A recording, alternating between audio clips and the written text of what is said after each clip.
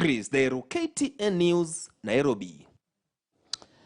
Away from that, county governments have the potential of funding over 50% of their budgets. This is according to a report by the Commission on Revenue Allocation. Despite this, most counties are unable to raise funds, resulting into overdependence on revenue sharing between the national and the county governments through the national budget, which has in the past led to delays in the disbursement of funds to the counties. Brenda Kerubo with that report.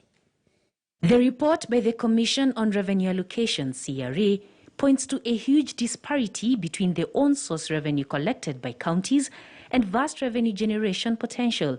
For instance, counties collected a total of 200 billion shillings in the first 6 years of devolution, against a target of 315.87 billion shillings.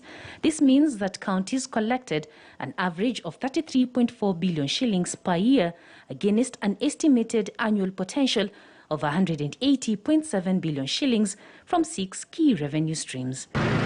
The report indicates Embu and Garissa counties dramatically increased their revenue collections, growing by 274 and 202% respectively during the period under review. At the same time, 15 counties more than doubled their revenue in 6 years. In contrast, 4 counties had decline in revenue growth. Though Nairobi raised the highest own sources revenue, it has grown by less than 1% over the same period. Nairobi has an estimated potential of 77 billion shillings per annum. And I want to give an example of Nairobi County. The property rate that you are using now to raise revenue.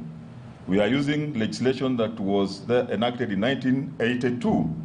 You can remember what Nairobi looked like in 1982.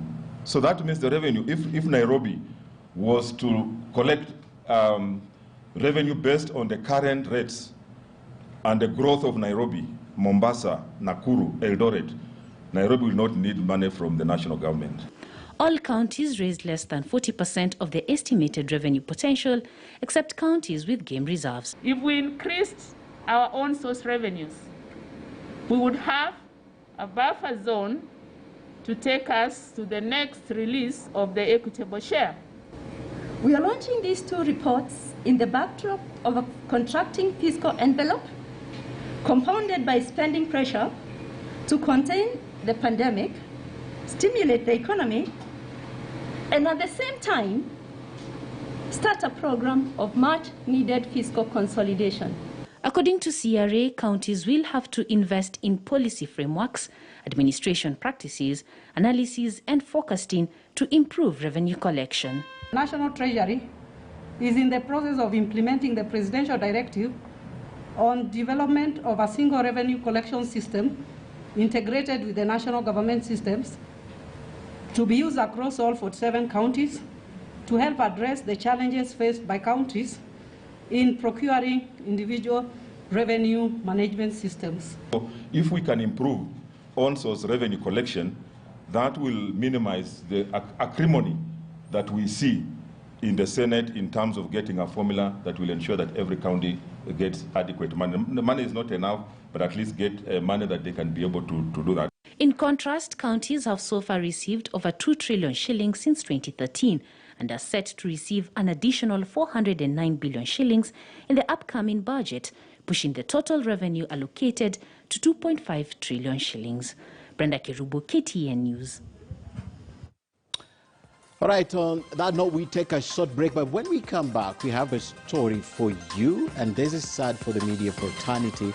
One of our very own, Robert Soy, lost his life. He died early on. We'll be telling you about Robert Soy when we come back, but also my guest right ahead of this broadcast, I'll be speaking to David Ochieng, who is a lawyer and a politician. I'll be speaking also to Dr. Barak Muluka, who's a political analyst, and of course, Javas Bigambo will be joining me in studio. We have a lot to talk about today. Stick around. We'll be back in a few minutes.